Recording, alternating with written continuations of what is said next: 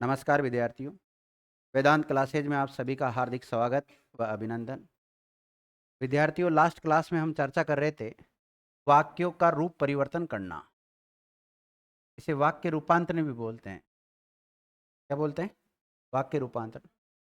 अब आपको पता है वाक्य मुख्य रूप से 3 प्रकार के होते हैं। 3 अलग-अलग आधार पर वाक्यों के भेद या प्रकार किए गए हैं। क्रिया के आधार पर, और क्रिया के आधार पर कर्तृवाच्य, कर्मवाच्य, भाववाच्य। और उनको भी आपको पता है कर्तृ से कर्म बनाना, कर्म से भाव बनाना, तो वहां पर हमने चेंज किया था ना, तो वो सब होते हैं, वहां चेंज हो जाते हैं सारे। उसके अलावा यहाँ पर रचना या संरचना और अर्थ के आधार पर हम पढ़ रहे हैं। रचना या संरचना के आधार पर 3 प्रकार के वाक्य होते हैं: सरल वाक्य, संयुक्त वाक्य और मिश्र वाक्य। अब इसमें से हमने सबसे पहले देखा था कि सरल वाक्य को मिश्र वाक्य में कैसे बदलते हैं, वो देखा था पहले, है ना। फिर उसके बाद में मिश्र को सरल में कैसे चेंज करते हैं वो देख लिया था ना। फिर उसके बाद में सरल से संयुक्त बनाना देखा था, और फिर उसके बाद में संयुक्त से सरल बनाना देखा था। उसके बाद में जो चल रहा था वो ये चल रहा था कि संयुक्त वाक्य से मिश्र वाक्य बनाना, और इसके बाद में जो अगला स्टेप आता है वो मिश्र से संयुक्त बनाने वाला है।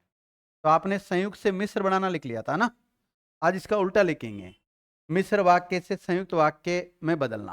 हेडिंग डालो, मिश्र वाक्यों का संयुक्त वाक्य में रूपांतरण करना। मिश्र वाक्य का संयुक्त वाक्य में रूपांतरण करना। तो पेज के बाईं साइड तो हम क्या लिखेंगे, पहले मिश्र वाक्य लिखेंगे ना, और फिर इधर क्या लिखेंगे, संयुक्त वाक्य लिखेंगे। इधर संयुक्त वाक्य आ जाएगा। अब मैं जो उदाहरण बोलूंगा वो मिश्र वाक्य का उदाहरण बोलूंगा, ठीक है ना। लिखो, कहानी इतनी अस्पष्ट थी, कहानी इतनी अस्पष्ट थी कि मैं पढ़ न सका। कहानी इतनी अस्पष्ट थी कि मैं पढ़ न सका। ये लिखा आपने। अब इसका आपको क्या बनाना है, संयुक्त वाक्य। अब देखो मिश्र वाक्य तो है, देखो की भी आ रहा है इसमें, आ रहा है कि नहीं आ रहा है। और की के बाद में जो भी बचा ये सारा, ये संज्ञा आश्रित उपवाक्य बचा। क्योंकि 3 टाइप के होते हैं आश्रित उपवाक्य, संज्ञा विशेषण और क्रिया विशेषण। और क्रिया विशेषण के फिर 5 उपभेद हो जाते हैं। तो ये संज्ञा आश्रित उपवाक्य तो मिश्र वाक्य तो है। अब इसको हमें क्या बनाना है, संयुक्त वाक्य। क्या बनेगा भाई? इसलिए भी आ सकता है, अतः भी आ सकता है, मतलब परिणाम आएगा। परिणाम वाले जो पहचान होते हैं ना, अतः, अतएव, इसलिए, परिणाम स्वरूप, वो सारे कोई सा भी मतलब समानाधिकरण समुच्चय बोधक अव्यय जुड़ सकता है। तो इसमें लिखो इधर, कहानी अस्पष्ट थी, कहानी अस्पष्ट थी, अतः, अतः मैं पढ़ न सका। अतः मैं पढ़ न सका। लिख लिया? और लिखो,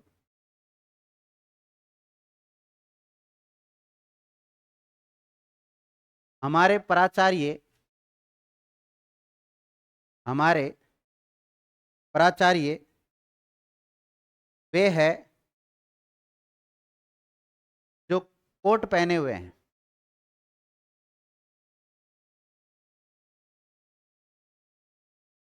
जो कोट पहने है। लिख लिया? अब ये बताओ, मिश्र वाक्य है कि नहीं है? कैसे? विशेषण आश्रित है। क्या है इसमें जो आ गया तो विशेषण आश्रित है, नो डाउट। चलो बनाओ इसका संयुक्त। लिखो, वे हमारे प्राचार्य है और कोट पहने हुए हैं। और आ जाएगा ना, और कोट पहने हुए हैं।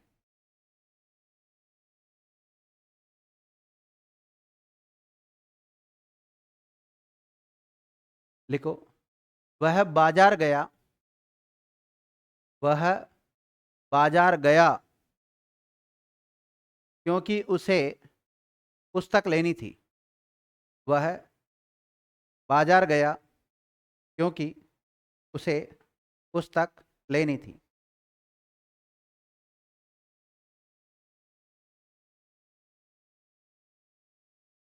बाजार गया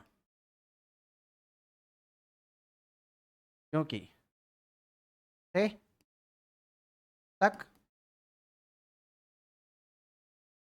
लेनी थी। क्या बनेगा? देखो, उसे पुस्तक लेनी थी इसलिए बाजार गया। उसे पुस्तक लेनी थी, उसे पुस्तक लेनी थी इसलिए बाजार गया।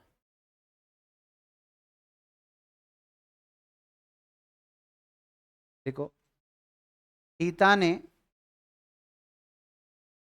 ऐसी बात कही, सीता ने ऐसी बात कही कि पूजा रो पड़ी। सीता ने ऐसी बात कही कि पूजा रो पड़ी। ही आ रहा है तो इसका मतलब मिश्र वाक्य तो है, तो संयुक्त वाक्य में क्या बनेगा? हाँ सही है। सीता ने बात कही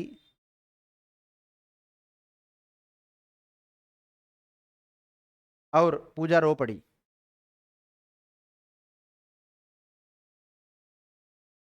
लिख लिया? तो ये हो गया विद्यार्थियों आपका अर्थ के सॉरी रचना या संरचना के आधार पे जो 3 टाइप के वाक्य होते हैं उनका रूप परिवर्तन करना। हो गया ना? तीनों की पहचान अलग से बता दी थी मैंने, तीनों को पढ़ा दिया था, उसके बाद में रूप परिवर्तन करना बता दिया। अब देखिएगा, जो अर्थ के आधार पे वाक्य होते हैं वो 8 प्रकार के होते हैं। कितने प्रकार के होते हैं? 8 प्रकार के होते हैं। तो इनका भी रूप परिवर्तन किया जा सकता है। तो लिखो, अगला फैक्ट लिखो अब, अर्थ के आधार पर वाक्यों का रूपांतरण करना। किसके आधार पर? अर्थ के आधार पर वाक्यों का, अर्थ के आधार पर वाक्यों का रूपांतरण करना। अब पहली बात तो अर्थ के आधार पर कितने प्रकार के वाक्य होते हैं? 8 प्रकार के होते हैं। 8 प्रकार के वाक्य कौन कौन से बोलो?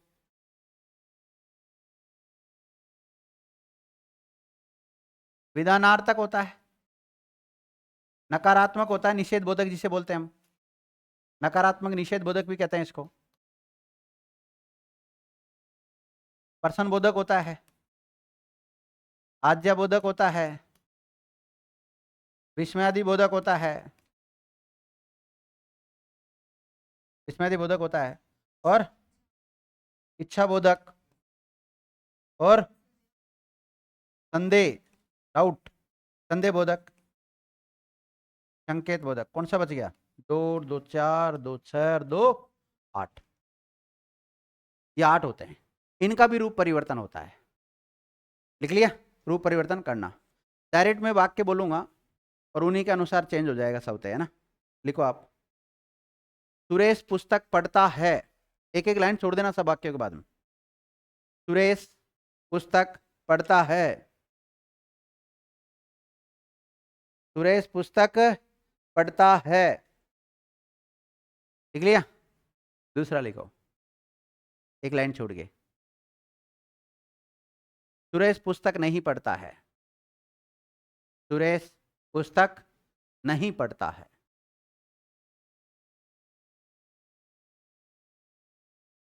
लिख लिया? लिखो, क्या सुरेश पुस्तक पढ़ता है? क्या सुरेश पुस्तक पढ़ता है? लास्ट में प्रश्नवाचक चिन्ह लगाना है ना इसमें।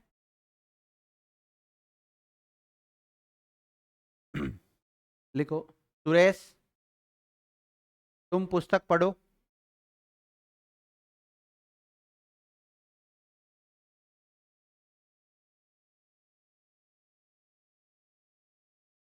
लिखो, पास, विस्मयादि बोधक चिन्ह, सुरेश पुस्तक पढ़े।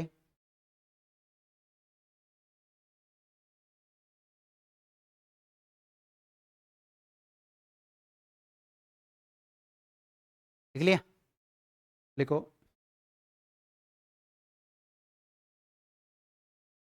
शायद सुरेश पुस्तक पढ़ता होगा नहीं, हो, क्योंकि शायद और संभवतः आ जाते हैं तो गागी की नहीं जुड़ता है।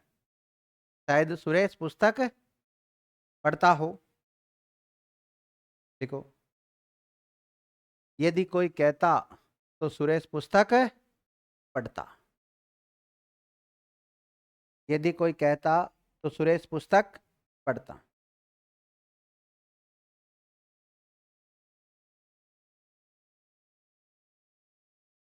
लिखो, अरे सुरेश, अरे किन लगाना वो, सुरेश पुस्तक पढ़ो।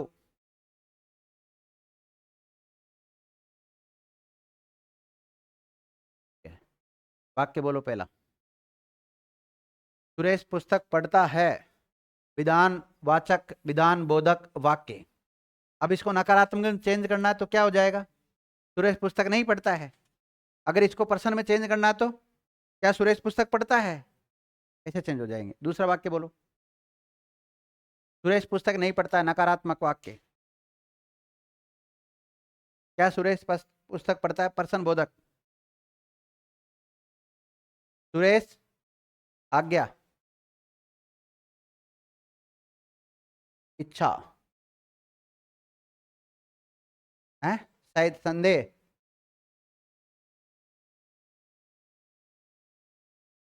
संकेत, विस्मयादि बोधक। तो चेंज हो सकते हैं ना आपस में सब। बस ये इन्हीं वाक्यों में कंप्लीट हो गया है आपका। अब देखिए, जो सब इंस्पेक्टर की तैयारी कर रहे हैं उनको तो ये पढ़ना कोई जरूर नहीं होता है, पर फिर भी जब हमने वाक्य विचार टॉपिक पूरा पढ़ा है, 15-20 मिनट आधा घंटा एक्स्ट्रा दे दे तो कोई फर्क नहीं पड़ता है ना। अब इसमें दो बिंदु और आते हैं।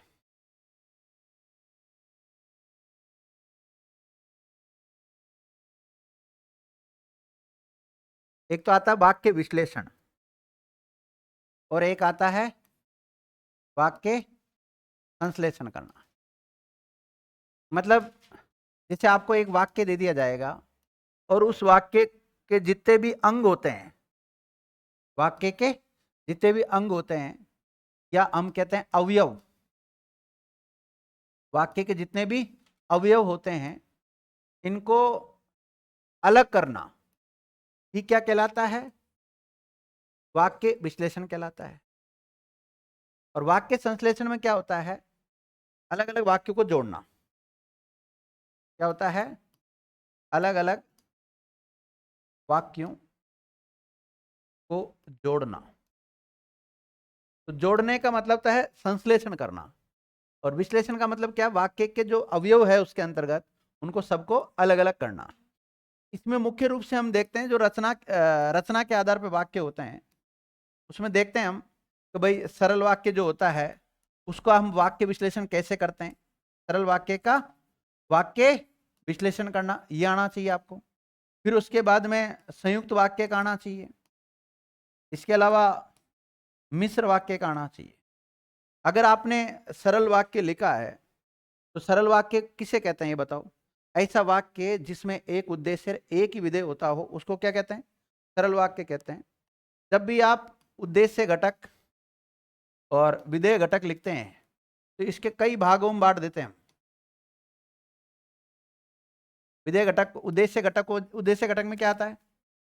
कर्ता, और कर्ता का विस्तार आता है इसके अंतर्गत।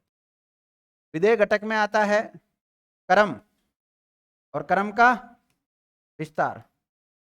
पूरक, और पूरक का विस्तार। क्रिया, और क्रिया का विस्तार, ये इसमें आ जाता है। ये तो सामान्य सरल वाक्य की बात है। अगर हम बात करें संयुक्त वाक्य की, तो संयुक्त वाक्य उससे कहते हैं जिसमें अलग अलग उपवाक्य जुड़े होते हो। क्या जुड़े होते हो? अलग अलग उपवाक्य। तो इन दोनों उपवाक्यों को अलग करना होता है। साथ ही में कौन से समुच्चय बोधक अव्यय से जुड़े हुए हैं? समानाधिकरण से जुड़े रहते हैं। समानाधिकरण में भी कई टाइप के होते हैं। जैसे संयोजक है, विभाजक है, विरोध बोधक है, या फिर परिणाम बोधक होता है, उसको भी लिखना होता है। और मिश्र वाक्य में भी दो उपवाक्य होते हैं। क्या होते हैं? दो उपवाक्य। उसमें एक तो क्या होगा? प्रधान, उसको अलग करना होगा आपको। और एक क्या होगा? आश्रित उपवाक्य। कैसा होगा? आश्रित। और फिर जो आश्रित उपवाक्य होता है उसका नाम लिखना होता है कि कौन सा आश्रित उपवाक्य है। और आश्रित उपवाक्य 3 टाइप के होते हैं, संज्ञा, विशेषण और क्रिया विशेषण। ठीक है ना? तो ये हो जाता है एक प्रकार से उस वाक्य का विश्लेषण करना। सभी अंग जो भी अवयव है वाक्य में, उनको सबको अलग अलग करना होता है। फिर जैसे हम वाक्य संश्लेषण पढ़ते हैं तो उसमें आपको 2 सरल वाक्य दिए जाएंगे। कितने? 2 सरल वाक्य दिए जाएंगे। तो सरल वाक्यों को जोड़कर सरल वाक्य बनाना। फिर आपको 2 सरल वाक्य दिए जाएंगे, उन सरल वाक्यों से संयुक्त वाक्य बनाना। और आपको सरल वाक्य दिए जाएंगे, उनसे क्या बनाना? मिश्र वाक्य बनाना। उसको कहते हैं वाक्य संश्लेषण का। तो इतना और पढ़ना अभी तक। तो आप सभी हेडिंग डाल लें, वाक्य विश्लेषण। वाक्य विश्लेषण एक एक को पढ़ा देता हूं। वाक्य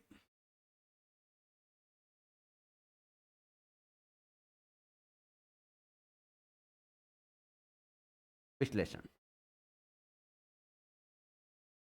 लिखो। विश्लेषण का शाब्दिक अर्थ अलग अलग करना होता है। क्या होता है भाई? अब आपको अलग अलग की जगह पर पृथक भी मिल सकता है। अलग अलग करना होता है।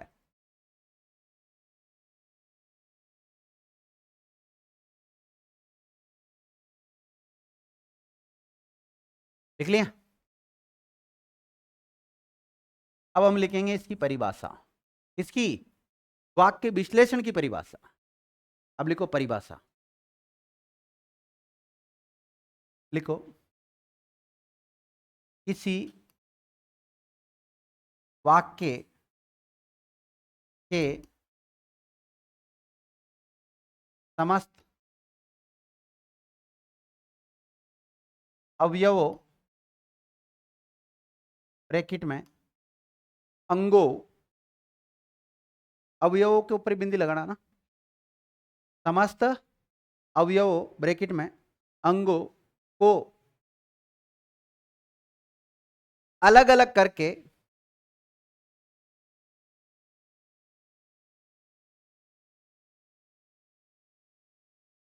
अलग अलग करके ब्रैकेट में पृथक लिख सकते हो आप चाहो तो।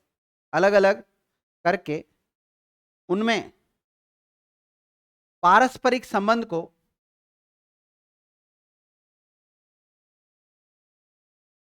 पारस्परिक संबंध को दिखाना ही, या दिखाने की क्रिया को ही वाक्य विश्लेषण कहते हैं।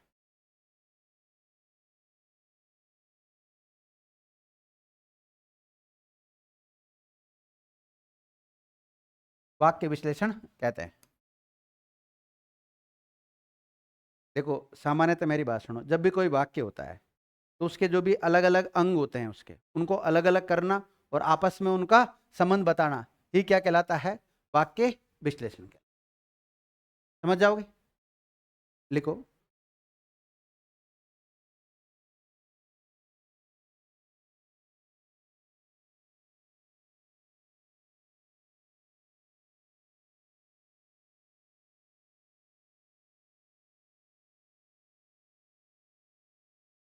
सरल वाक्य का वाक्य विश्लेषण।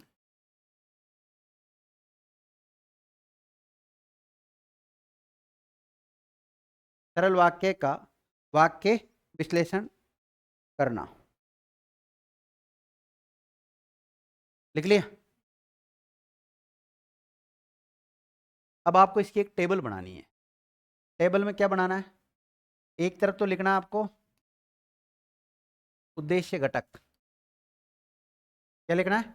उद्देश्य घटक। रुक जाओ, पहले मुझे बनाने दो। और एक तरफ लिखना आपको, ये वाक्य विश्लेषण करने का तरीका केवल सरल वाक्य का है। किसका बता रहा हूं, ये केवल सरल वाक्य का ध्यान रखना। एक लिखना आपको विधेय घटक, क्या लिखना है, विधेय घटक। फिर ध्यान रखना ये जो उद्देश्य घटक है इसको आपको दो भागों में बांट लेना है। कितने भागों में, दो भागों में बांट लेना है। दो भाग कौन कौन से, एक तो आ जाएगा पहले कर्ता, क्या आएगा, कर्ता, और फिर आएगा कर्ता का विस्तार।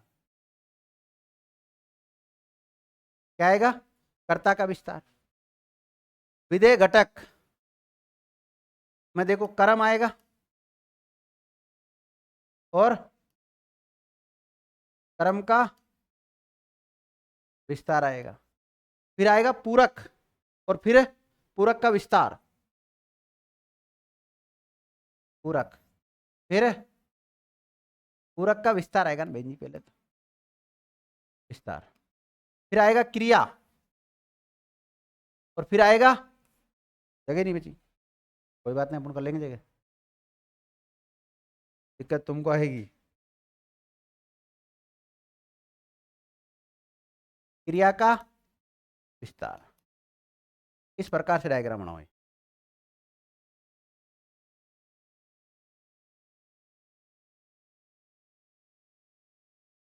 सरल वाक्य का वाक्य विश्लेषण करने का एक डायग्राम है, कच्चा चार्ट है, इस प्रकार से उसको अलग अलग करना होता है। अब बताओ, ये सामान्यतः तो आपके प्री जैसा एग्जाम होता है जिसमें जो टाइप क्वेश्चन आते हैं, तो यहाँ से तो कोई क्वेश्चन बनने की संभावना नहीं रहती, सामान्य तो नहीं रहती ना, पर रहती है। वो कैसे बनेगा वो मैं बताऊंगा अभी आपको। मेंस में अगर कभी दे दे किसी के वाक्य और कह दे कि भाई इसका विश्लेषण करो, तो उसमें फिर ये टेबल बनानी पड़ती।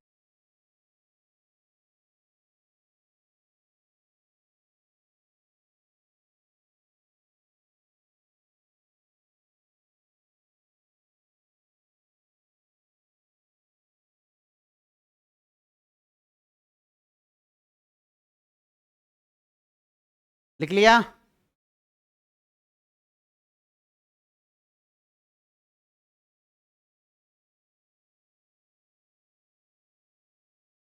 अब एक वाक्य लिखो।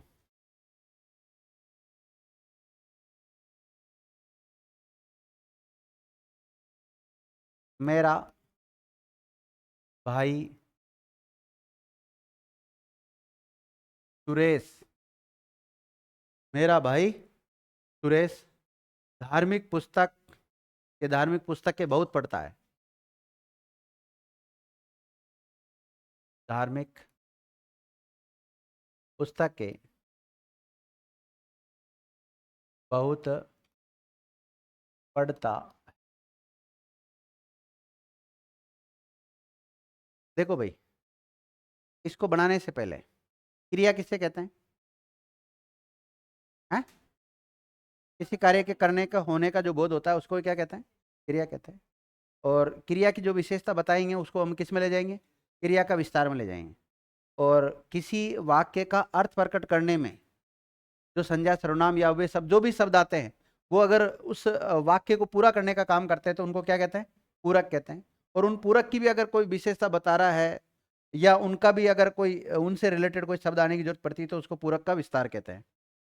कर्म किसे कहते हैं, जिस पर क्रिया का फल पड़ता हो। और जो कर्म की विशेषता बताते हैं उनको क्या कहते हैं, कर्म का विस्तार कहते हैं। इसमें विशेषण वगैरह आ जाते हैं इसके। कर्ता जो क्रिया को करता है, और इससे रिलेटेड जो भी आ जाते हैं इसकी विशेषता बताने वाले सब कुछ किस में आ जाएंगे, कर्ता का विस्तार में आ जाएंगे। अब मैंने एक सेंटेंस लिखा है, मेरा भाई सुरेश धार्मिक पुस्तकें बहुत पढ़ता है। अब इसमें मुझे बताओ आप, कर्ता, कर्ता में किसको रखूं बताओ, है सुरेश को रखूं, तो सुरेश कर्ता में आ जाएगा, चलो रख देता हूं, तुम कह रहे हो तो। कर्ता का विस्तार में मेरा भाई आ जाएगा, क्या आ जाएगा, मेरा भाई आ जाएगा। क्रम में पुस्तक क्या आ जाएगा, क्या आ जाएगा, पुस्तक है। अब क्रम का विस्तार धार्मिक, पढ़ता है क्रिया, और बहुत क्रिया का विस्तार। अरे मैंने क्या लिख दिया रे, मतलब यहाँ तो आ जाएगा पढ़ता है ना, क्या आएगा? पढ़ता है। और इसमें क्या आ जाएगा? बहुत। तो ये अलग अलग हो गया ना, पूरा पूरा वाक्य अलग हो गया। लेकिन इसमें पूरक और पूरक का विस्तार नहीं आया, नहीं आया ना इस सेंटेंस में। पूरा अलग अलग कर लो पहले तो इसको।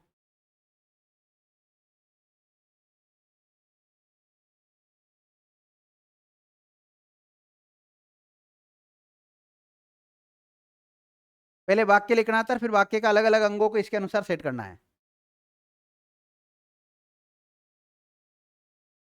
हाँ, नया पल्ले पढ़ा कि नहीं पढ़ा? पढ़ गया ना? तो ठीक है।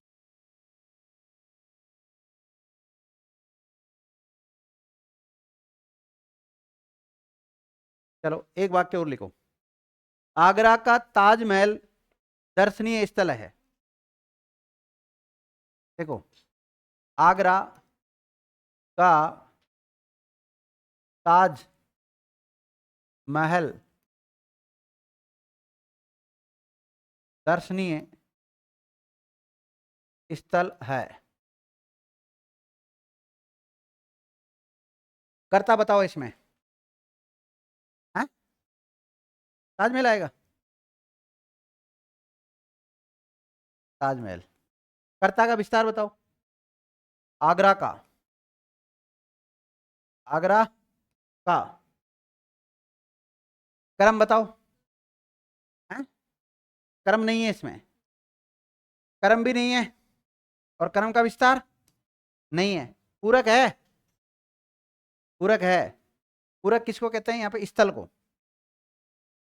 पूरक का काम कौन कर रहा है? देखो, ऊपर वाले वाक्य में नहीं था, लेकिन इसमें पूरक आया है, स्थल। और पूरक का विस्तार क्या है? दर्शनीय। और क्रिया? क्रिया है। हाँ। तो क्रिया में, मुख्य क्रिया में थोड़ी जाएगा वो तो क्रिया का विस्तार में जाएगा फिर। तो किस में लेके जाएंगे हम? क्रिया के विस्तार में है। हाँ, मुख्य क्रिया।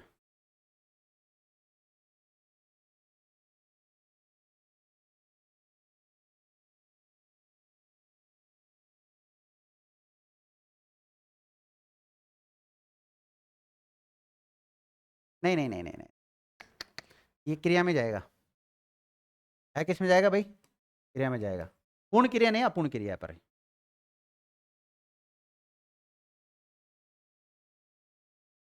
लिख लिया? अब ये तो हो गया विद्यार्थियों। देखो, रचना या संरचना के आधार वाक्य कितने प्रकार के होते हैं? तीन। सरल, संयुक्त और मिश्र। तो सरल वाक्य कंप्लीट हो गया। सरल वाक्य का विश्लेषण किस प्रकार से करते हैं? अब लिखो, मिश्र वाक्य का विश्लेषण करना। मिश्र वाक्य का वाक्य विश्लेषण।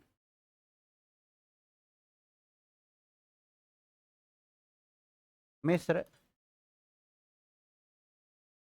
या मिश्रित वाक्यों का वाक्य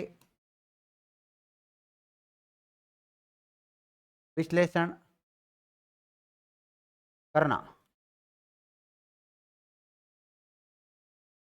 मिश्र या मिश्रित वाक्यों का वाक्य विश्लेषण करना।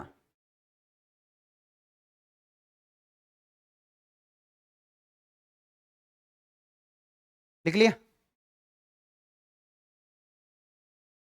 अब देखो, इसका वाक्य विश्लेषण करने का तरीका अलग है।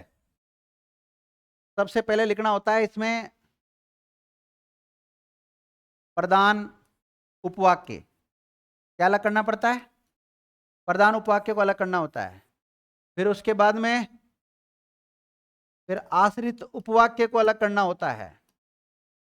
आश्रित उपवाक्य को अलग करना होता है।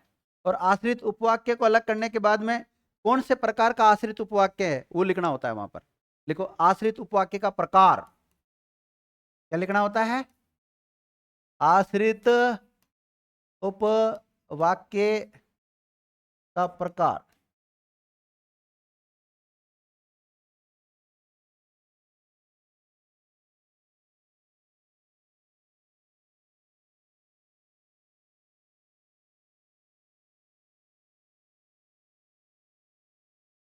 लिख लिया?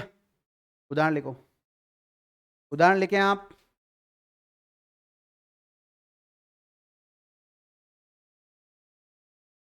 उदाहरण लिखो, जब तुम आए, जब तुम आए तब मैं सो रहा था।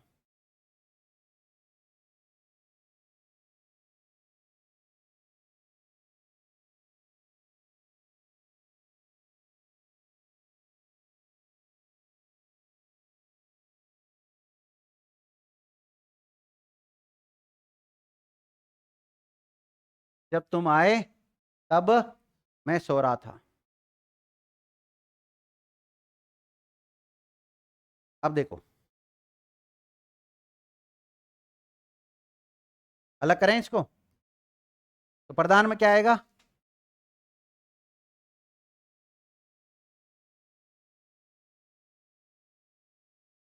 जब तुम आए, ये तो प्रधान उपवाक्य हो गया।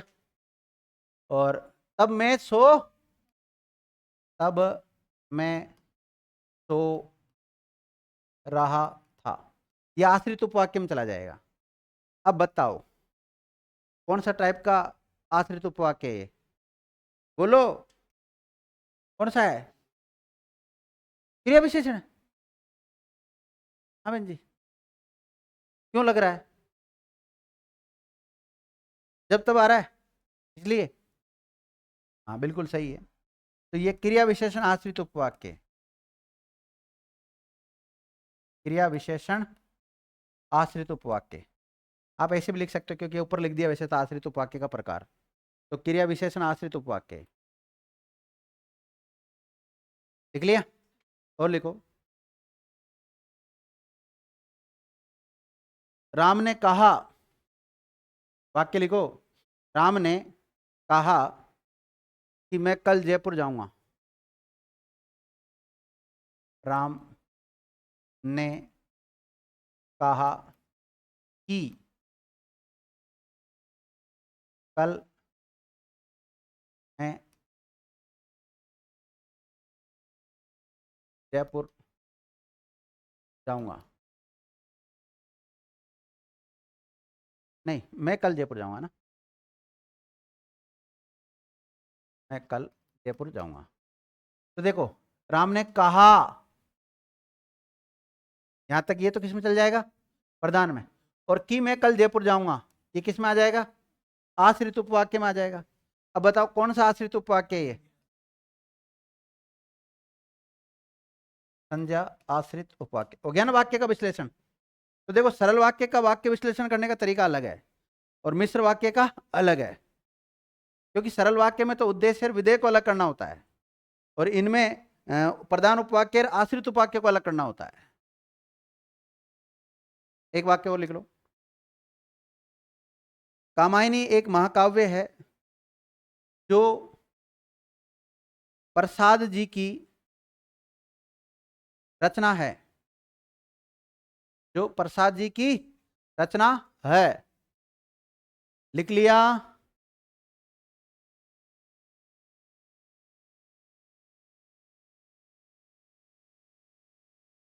ठीक है।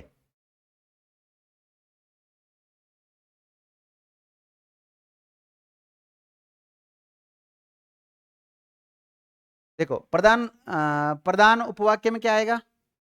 कामायनी एक महाकाव्य है, यहां तक लिख लो प्रधान उपवाक्य में। लिख लिया? और बाकी जो भी बच गया दो से लेकर, वो सारा किस में चल जाएगा? आश्रित उपवाक्य के अंतर्गत आ जाएगा। किसके अंतर्गत आ जाएगा? आश्रित उपवाक्य। अब बताओ आश्रित उपवाक्य का कौन सा प्रकार रहेगा? तो ये विशेषण आश्रित में आ जाएगा। आया कि नहीं आया? आगे समझ में आता? ओके,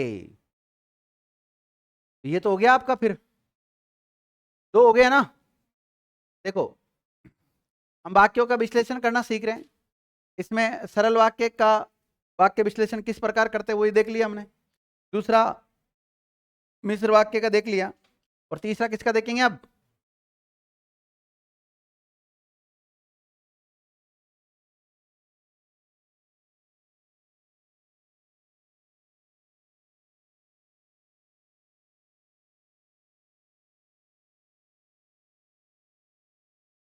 संयुक्त वाक्य का वाक्य विश्लेषण करना।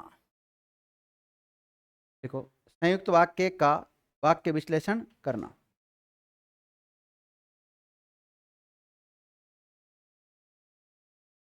लिख लिया?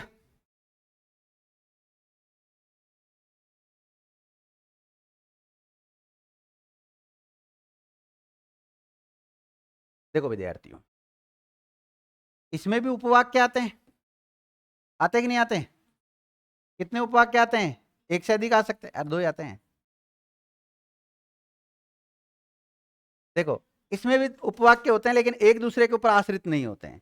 वहां एक प्रधान होता था और एक आश्रित होता था, और ये जुड़े हो रहते हैं विद्यार्थियों समानादि करण समुच्चय, डबल से आता है, समुच्चय बोधक अव्यय। तो इसको भी 3 भागों में अलग अलग करना है। 3 भाग कौन कौन से? एक तो 2 उपवाक्यों को अलग करना है। तो एक ये तो साधारण उपवाक्य हो गया। कैसा हो गया? साधारण उपवाक्य हो गया। और ये हो गया जो समानाधिकरण अव्यय से जुड़ा रहता है ना, इसको आप बोल सकते हो समानाधिकरण समुच्चय बोधक उपवाक्य। ये भी बोल सकते हो, समानाधिकरण उपवाक्य बोल दो, कोई दिक्कत नहीं, चलेगा। तो इस प्रकार इसको 3 को अलग, 3 टाइप से अलग करना होता है। इस प्रकार से लिख लो। इसमें संयुक्त में क्या लिखोगे?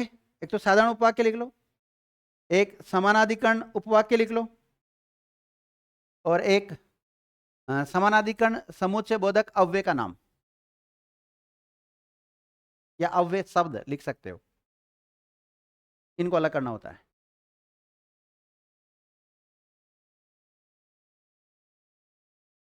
लिखो, वाक्य लिखो, वाक्य।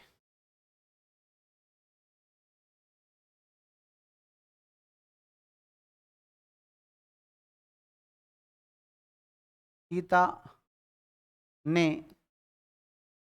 कहानी सुनाई। सीता ने कहानी सुनाई और सीता ने नृत्य किया।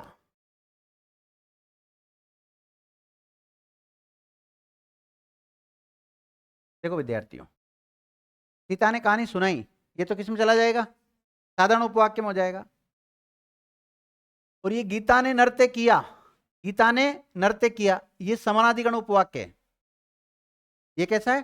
समानाधिकरण उपवाक्य। और जो और बच गया ना, इस और को कहां लिखोगे? यहां पर ऐसे लिख लो। इसको लिखो,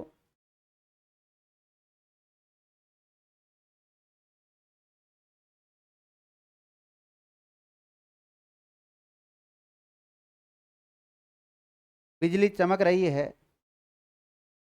और बादल गरज रहे हैं।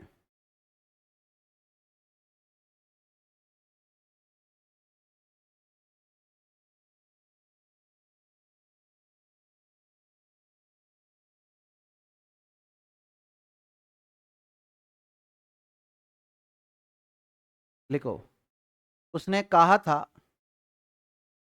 परंतु साफ साफ नहीं। उसने कहा था परंतु साफ साफ नहीं। तो उसने कहा था, ये तो आ जाएगा किसमें? साधारण उपवाक्य। और फिर बाकी क्या लिखा है? परंतु। तो परंतु के अलावा जो भी बच गया वो किसमें आ जाएगा? समानाधिकरण उपवाक्य में। और परंतु कहां लिख लोगे? यहां लिख लेना अलग से।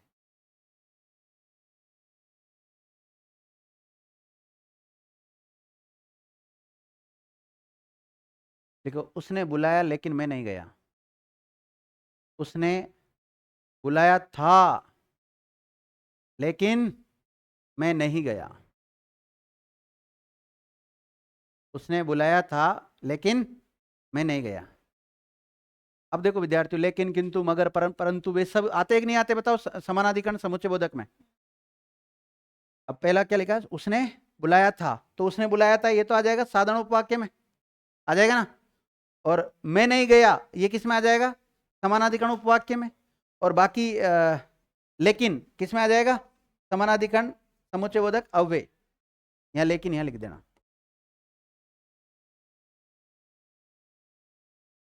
आगे यहां तक समझ में आपके? ये हो गया वाक्य का विश्लेषण करना। तो वाक्य का जब सरल वाक्यों का विश्लेषण करते हैं तो उस समय तो उद्देश्य और विधेय घटक का ध्यान रखना होता है। और उद्देश्य को फिर हम दो भागों में बांट लेते हैं। कौन कौन से? कर्ता और कर्ता का विस्तार में बांटते हैं, और विधेय को कर्म, कर्म का विस्तार, पूरक, पूरक का विस्तार, क्रिया और क्रिया का विस्तार में बांट लेते हैं। और जब मिश्र वाक्य का अगर विश्लेषण करने की बात आती है तो उसमें प्रधान उपवाक्यों को अलग करते हैं, आश्रित उपवाक्यों को अलग करते हैं, फिर आश्रित उपवाक्य का टाइप बताना होता है, प्रकार बताना होता है उसमें। तीसरा जो वाक्य है वो संयुक्त वाक्य है। संयुक्त वाक्य में भी दो उपवाक्य जुड़ते हैं, तो एक तो साधारण उपवाक्य हो गया और एक कौन सा हो गया? समानाधिकरण उपवाक्य नाम दे दिया उसको हमने। दो दो भागों में तो ये बांटना होता है। तीसरा उसमें जो अव्यय आया है वो अव्यय को लिखना होता है, जिसको हम बोलते हैं समानाधिकरण समुच्चयबोधक अव्यय। कई जगह पे आपको यहाँ पर समानाधिकरण समुच्चयबोधक अव्यय तो बिल्कुल स्पष्ट है कैसा होता है। कई जगह यहाँ संयोजक नाम मिलता है, कई जगह केवल समुच्चयबोधक ही नाम मिलता है। तो अलग अलग व्याकरण वो अलग अलग नाम लिख देते हैं, लेकिन ये सही है बिल्कुल। इससे बच्चे का एक कंसेप्ट वो क्लियर हो जाता है। क्योंकि अगर मैं यहाँ समानाधिकरण समुच्चयबोधक अव्यय नहीं लिखकर केवल समुच्चयबोधक लिखता तो फिर मामला गड़बड़ हो जाता है। क्योंकि समुच्चयबोधक जो अव्यय होते हैं वो दो प्रकार के होते हैं, समानाधिकरण और वेदीकरण। वेदीकरण वाले जो उदाहरण है वो मिश्र वाक्य में जाते हैं, वो संयुक्त वाक्य में होते ही नहीं, पहली बात तो। दूसरी बात, मैं अगर यहाँ समानाधिकरण नहीं लिखकर केवल संयोजक लिखता तो गड़बड़ हो जाता, क्योंकि केवल इसमें संयोजक वाले उदाहरण नहीं आते। संयोजक, विभाजक, विरोध बोधक और परिणाम बोधक चार होते हैं, तो चारों के उदाहरण आते हैं। इसलिए फिर यहाँ पर सही लिखना क्या रहेगा? समानाधिकरण शब्द लिखना न्यायोचित रहेगा। चलो, ये तो हो गया इसका विश्लेषण। अब लिखेंगे हम वाक्यों का संश्लेषण करना, मतलब अलग अलग वाक्यों को एक वाक्य बनाना। अगला पॉइंट डालो आप, वाक्य संश्लेषण। वाक्य संश्लेषण लिखो। संश्लेषण का शाब्दिक अर्थ संश्लिष्ट करना होता है।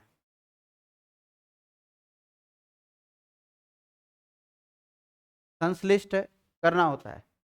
संश्लिष्ट तात्पर्य मिलाना।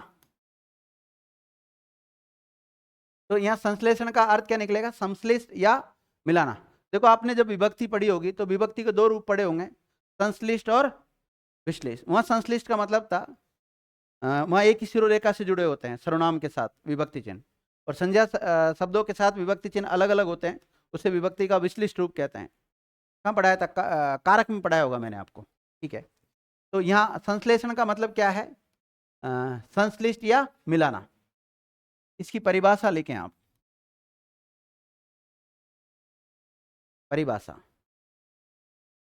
लिखो। दो या दो से अधिक वाक्यों को जोड़कर, दो या दो से अधिक वाक्यों को जोड़कर एक वाक्य बनाना, या एक वाक्य बनाने की प्रक्रिया को ही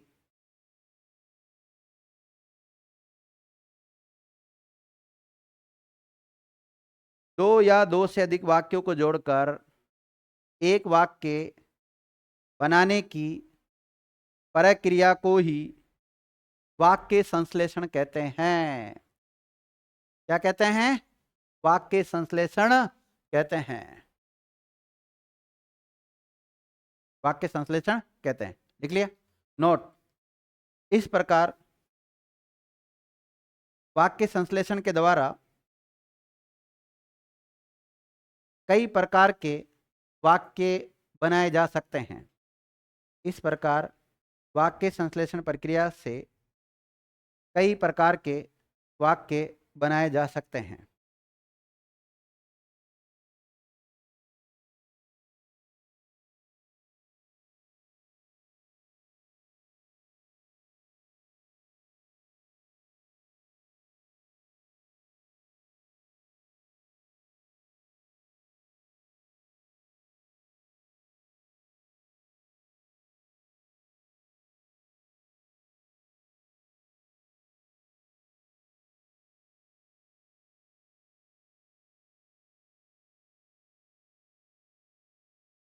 देखो विद्यार्थियों, सरल वाक्यों को जोड़कर क्या बना सकते हैं?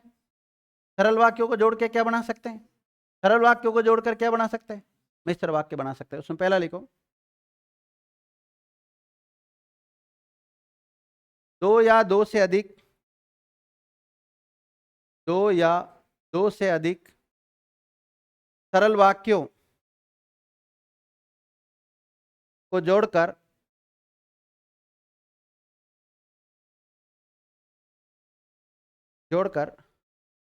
सरल ऑब्लिक संयुक्त ऑब्लिक मिश्र वाक्य बनाया जा सकता है। दो या दो से अधिक सरल वाक्यों को जोड़कर सरल वाक्य ऑब्लिक संयुक्त वाक्य ऑब्लिक मिश्र वाक्य बनाया जा सकता है। बना सकते हैं ना? अब एक एक को पढ़ लें कि दो या दो से अधिक सरल वाक्यों को जोड़कर सरल वाक्य बनाना या संयुक्त वाक्य बनाना या मिश्र वाक्य, केवल हेडिंग दे देते हैं, सरल वाक्य बनाना, संयुक्त वाक्य बनाना, मिश्र वाक्य बनाना, है ना? देखो, पहला लिखो, सरल वाक्य बनाना। तीनों की परिभाषा मैंने एक में लिखा दी आपको, अलग अलग लिखाने के बजाय। सरल वाक्य बनाना, सरल वाक्य बनाना। एक काम करें, पेज के दो पार्ट करना। पहले इधर दो सरल वाक्य लिखो आप। राम अजमेर रहता है।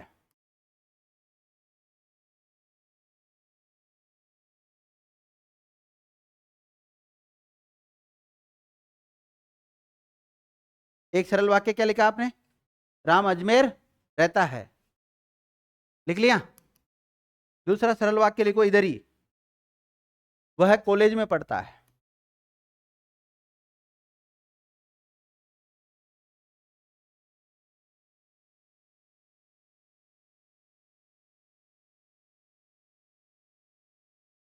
देखो, राम अजमेर रहता है, एक सरल वाक्य लिख लिया।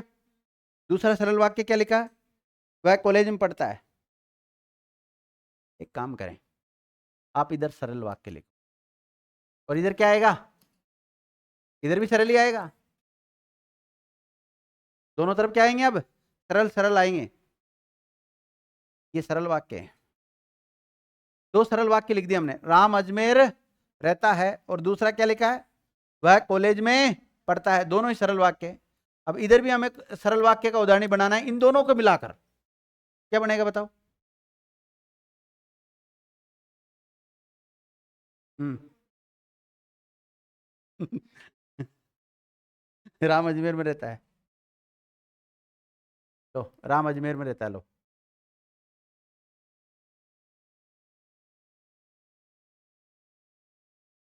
हाँ लिखो, सही है। लिखो, उधर लिखो, सरल वाक्य में लिखो, अजमेर में रहने वाला राम कॉलेज में पढ़ता है। अजमेर में रहने वाला राम कहाँ पढ़ता है? कॉलेज में पढ़ता है। हमारे पास कोचिंग आ जाओ, कॉलेज तो हम छुड़वा देंगे। अजमेर में रहने वाला राम कॉलेज में पढ़ता है। बच्चे 12th पास करते हैं, उसके बाद बहुत सारे सपने सजोते हैं, कॉलेज जाएंगे, ये करेंगे, वो करेंगे, वहाँ घूमेंगे। चुनाव भी लड़ते हैं ना? ठीक है।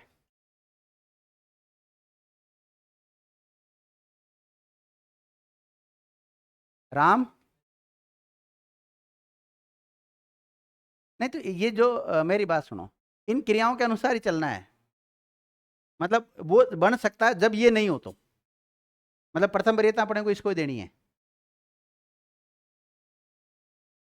अब लिखो आप, मिश्र वाक्य बनाना।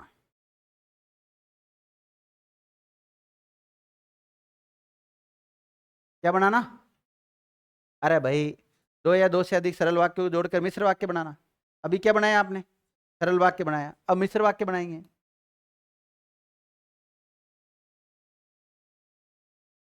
मिश्र वाक्य बनाना। अब एक तरफ तो इधर तो लिखेंगे हम सरल वाक्य, इधर क्या लिखेंगे और इधर क्या लिखेंगे? कि सरल वाक्यों को जोड़कर मिश्र वाक्य बनाना है। आप परिभाषा तो देखो, एक बार मैंने परिभाषा क्या लिखाई थी, उसके अनुसार चल रहा हूं मैं। अब इधर मैं 2 सरल वाक्य लिख रहा हूं पहले।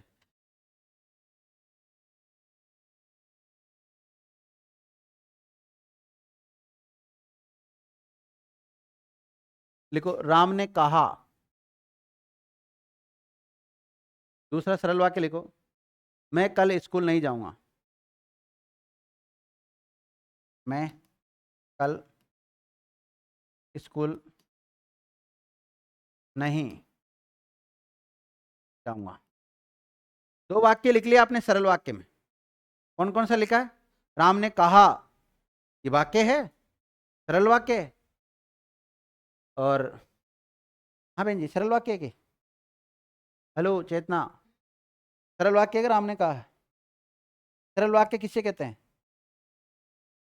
कौन सा इसमें उद्देश्य है? ये तो हो गया उद्देश्य, और ये क्या हो गया? हो गया ना, फिर सरल वाक्य है ना। और मैं कल स्कूल नहीं जाऊंगा, तो मैं तो हो गया कौन? कर्ता। और बाकी जाऊंगा क्या है? क्रिया। मतलब इसमें भी उद्देश्य और विधेय घटक आ रहे हैं। आ रहे कि नहीं आ रहे? तो सरल वाक्य तो है दोनों अपने आप में। अब इन दोनों को जोड़कर हमें एक मिश्र वाक्य बनाना है। क्या बनेगा? राम ने कहा कि मैं कल स्कूल नहीं जाऊंगा, ही जोड़ दो। राम ने कहा कि मैं कल स्कूल नहीं जाऊंगा।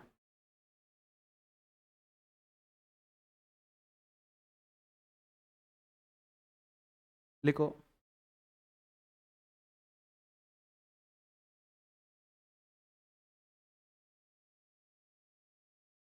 वह सैनिक घायल था। सरल वाक्य में लिखो, 2 सरल वाक्य लिखाऊंगा इसमें। लिखो, वह सैनिक घायल था। दूसरा लिखो, बंदूक उठाकर गोली चलाने लगा। बंदूक उठाकर गोली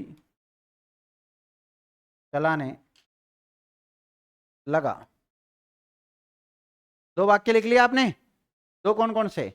वह सैनिक घायल था, एक सरल वाक्य हो गया। दूसरा सरल वाक्य, बंदूक उठाकर गोली चलाने लगा। अब बताओ, इसका मिश्र वाक्य बनाओ।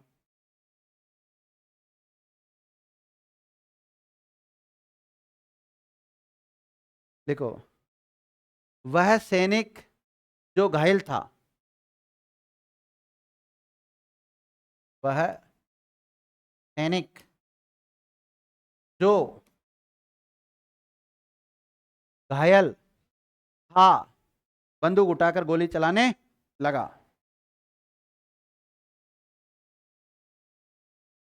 अब जो के बाद में जो भी आ रहा है, ये कौन सा होगा? विशेषण आश्रित उपवाक्य, ध्यान रखना।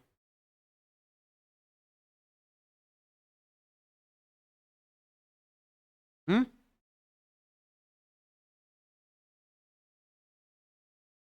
मतलब हम्म नहीं, तो ये तो कुछ चीजें हटती भी तो है, और कुछ चीजें जुड़ती भी तो है। आपके यहाँ पे की कहाँ था? हाँ, अच्छा, केवल यहाँ बीच में से जुड़ा यूं? नहीं, उससे पहले आगे पीछे भी जुड़ सकते हैं, आ जाएगा ऐसा। लिखो,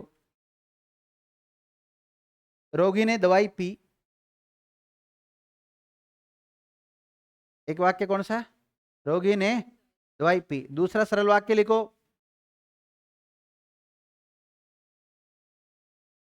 उसे उल्टी हो गई। उसे उल्टी हो गई। क्या बनेगा इसका मिश्र वाक्य? हाँ, जब तब भी जोड़ सकते हो, जैसे भी जोड़ सकते हो। लिखो, जैसे ही रोगी ने दवाई पी। जैसे ही रोगी ने दवाई पी, उसे उल्टी हो गई।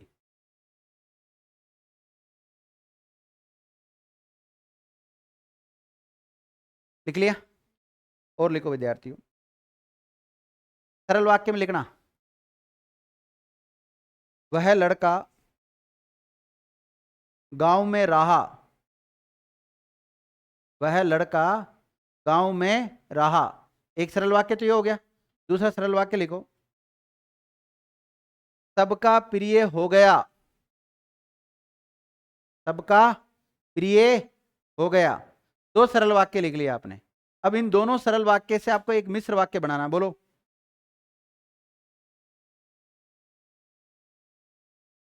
हाँ देख लो, बहन जी ने जोड़ दिया एक बार में।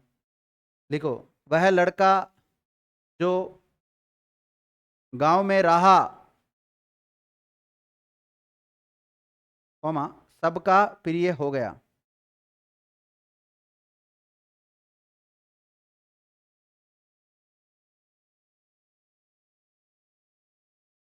लिखो, एक सरल वाक्य लिखो, मैंने पूजा को रोते हुए देखा, मैंने पूजा को रोते हुए देखा। सरल वाक्य लिख लिया, मैंने पूजा को रोते हुए देखा। एक और सरल वाक्य लिखो, मैंने उससे रोने का कारण पूछा, मैंने उससे रोने का कारण पूछा। लिख लिया। अब बताओ मिश्र वाक्य में क्या बनेगा। जब मैंने सीता को रोते हुए देखा, जब मैंने पूजा को रोते हुए देखा, तो उससे रोने का कारण पूछा। तो जब और तो आ गया, मिश्र वाक्य बन गया ना। लिखो, मजदूरों ने काम करके पैसे लिए। सरल वाक्य लिखना है। सरल वाक्य में क्या लिखोगे, मजदूरों ने काम करके पैसे लिए, मजदूरों ने काम करके पैसे लिए। लिख लिया। दूसरा सरल वाक्य लिखो, वे घर चले गए।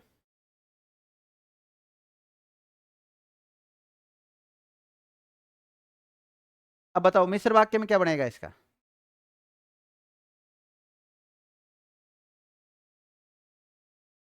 हाँ ये बन जाएगा, और जैसे भी बन सकता है। लिखो, जैसे ही मजदूरों ने काम करके पैसे लिए, वे घर चले गए। जैसे ही मजदूरों ने काम करके पैसे लिए, वे घर चले गए।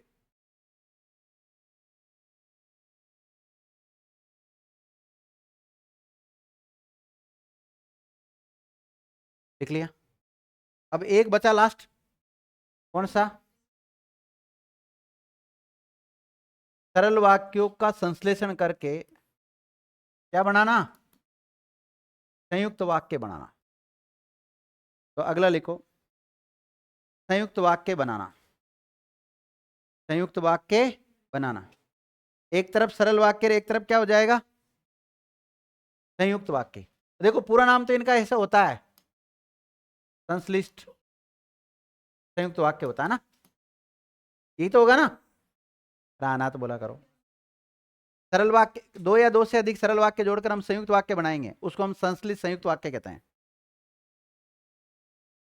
इधर सरल वाक्य लिखो, राम ने कहानी सुनाई, राम ने कहानी सुनाई। ई आता है इसमें, मैंने ई इससे पहले एक बार वो लिख दिया था, ई है, उसको काट लेना कहीं कहीं। राम ने कहानी सुनाई, ई आता है इसमें। लिख लिया। दूसरा लिखो, राम ने कविता सुनाई।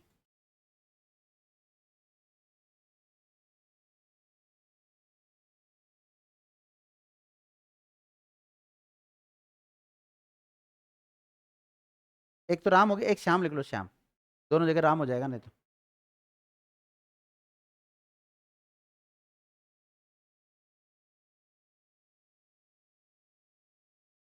राम ने कहानी सुनाई और श्याम ने कविता सुनाई, इसका क्या बन जाएगा, राम ने कहानी सुनाई और श्याम ने, और जुड़ जाएगा बस, और कुछ नहीं होगा।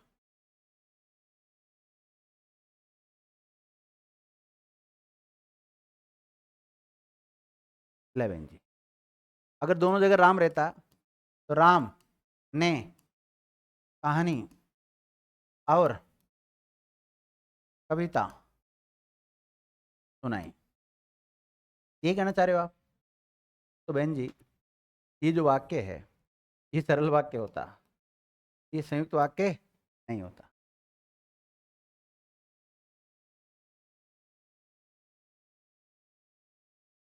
समझ गए?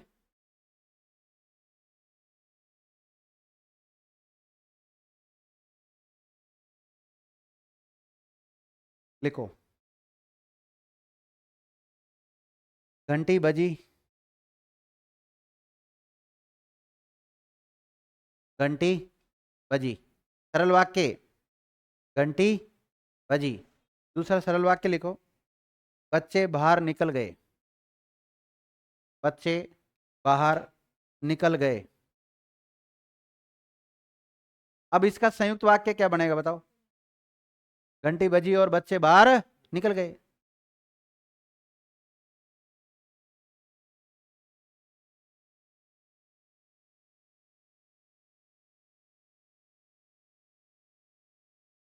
लेकिन अगर ऐसे लिखते जैसे घंटी बजी एक तो ये लिख लेते हैं और बच्चे बाहर नहीं निकले, अब इसका कैसे बनता? घंटी बजी लेकिन बच्चे बाहर नहीं निकले, ऐसे बन सकता था। लिखो, दिन हुआ,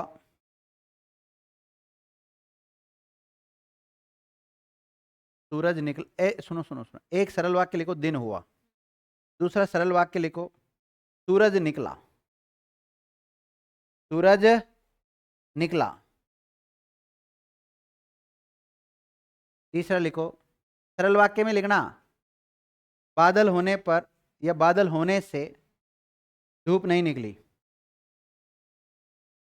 बादल होने से धूप नहीं निकली। देखो, दिन हुआ एक सरल वाक्य, सूरज निकला दूसरा सरल वाक्य, तीसरा कौन सा लिखा है? बादल होने से धूप नहीं निकली। अब इस तीनों वाक्यों को मिलाकर, मैंने कहा ना दो या दो से अधिक सरल वाक्यों को जोड़कर एक संयुक्त वाक्य, मिश्र वाक्य या सरल वाक्य बनाया जा सकता है। तो अब इसका संयुक्त वाक्य बनाओ।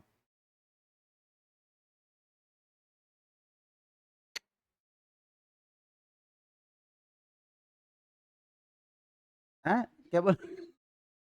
दिन हुआ और सूरज निकला।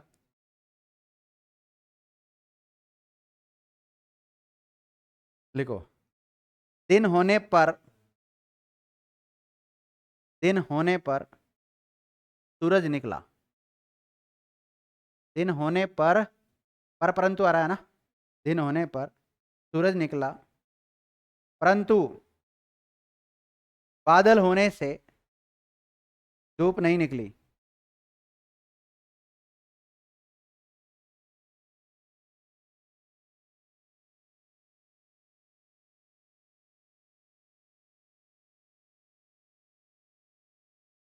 सरल वाक्य में दो सरल वाक्य लिखो, उसने परिश्रम नहीं किया, उसने परिश्रम नहीं किया, उसने परिश्रम नहीं किया।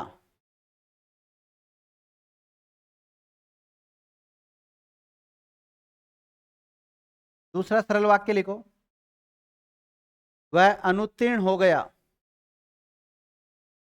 वह फेल हो गया ना,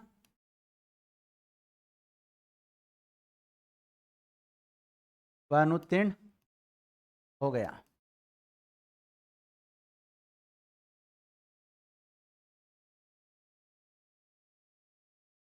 हम्म हम्म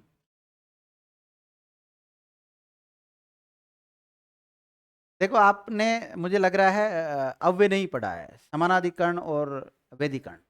अगर वो पढ़ते हैं ना तो आपको स्पष्ट पता रहता है कि समानाधिकरण में संयोजक, विभाजक, विरोध बोधक और परिणाम बोधक आता है। तो परिणाम बोधक वाला इसमें ऐड होगा, और परिणाम बोधक में आता है इसलिए परिणाम स्वरूप वो आते हैं सारे यहाँ पे। तो इसमें आएगा उसने परिश्रम नहीं किया इसलिए वह अनुत्तीर्ण हो गया। देखो, उसने परिश्रम नहीं किया, उसने परिश्रम नहीं किया इसलिए वह अनुत्तीर्ण हो गया।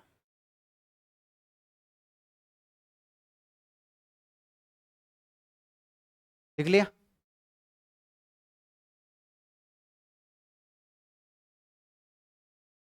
अब देखो विद्यार्थियों, हमने कौन सा टॉपिक पढ़ना शुरू किया था? वाक्य विचार। ठीक है, इस वाक्य विचार के अंतर्गत हमने कौन कौन से बिंदु के ऊपर चर्चा की उसको वापस में समझा देता। सबसे पहले हमने इसकी सामान्य जानकारी लिखी वाक्य के बारे में। सामान्य जानकारी में सबसे इंपॉर्टेंट बात है इसकी परिभाषा। अब आप में से सभी विद्यार्थियों को इसकी परिभाषा तो कम से कम आती होगी, काफ़ी क्लासें इस पे होगी अपनी। ऐसा कौन सा विद्यार्थी जिसको अभी तक परिभाषा याद नहीं है वाक्य की? ईमानदारी के साथ बताओ सर मुझे परिभाषा याद नहीं। 1 2 3 4 5 क्यों 7 8 आपको भी नहीं है? क्यों? आपने तो वाक्य विचार शुरू से पढ़ा ना, आपको भी नहीं है? अरे तो कम से कम पूरा टॉपिक हो गया, डेफिनेशन तो याद करो भाई, याद कर लेना आप। ठीक है फिर उसके बाद में हमने इसके आवश्यक तत्व देखे थे। क्या देखे थे? आवश्यक तत्व या गुण। ये कितने होते हैं? 6। 6 कौन कौन से होते हैं? सार्थकता, आकांक्षा, आसक्ति, योग्यता, क्रमबद्धता और अन्वय, ये 6 होते हैं। फिर हमने इसके आवश्यक अंग देखे जिसको हम घटक भी कहते हैं, और ये कितने होते हैं? 2 होते हैं। 2 कौन कौन से? उद्देश्य घटक और विधेय घटक होते हैं। फिर इसके बाद में हमने प्रकार पढ़े। क्या पढ़े? प्रकार। प्रकार को हमने 3 आधार बताए आपको। एक तो क्रिया के आधार पर वाक्य के भेद। क्रिया के आधार पर कौन से होते हैं? कर्तृवाच्य, कर्मवाच्य और भाववाच्य। और कहा था वाच्य टॉपिक का अध्ययन करें उसके लिए तो अलग से। फिर पढ़ा हमने रचना के आधार पर। किसके आधार पर? और रचना की जगह क्या मिल सकता है? संरचना मिल सकता है। इसके आधार पर, इसके आधार पर 3 प्रकार के वाक्य होते हैं।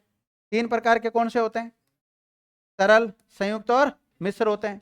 फिर उसके बाद में सरल से संयुक्त बनाना, सरल से मिश्र बनाना, संयुक्त से मिश्र बनाना, मिश्र से और कौन सा बच गया?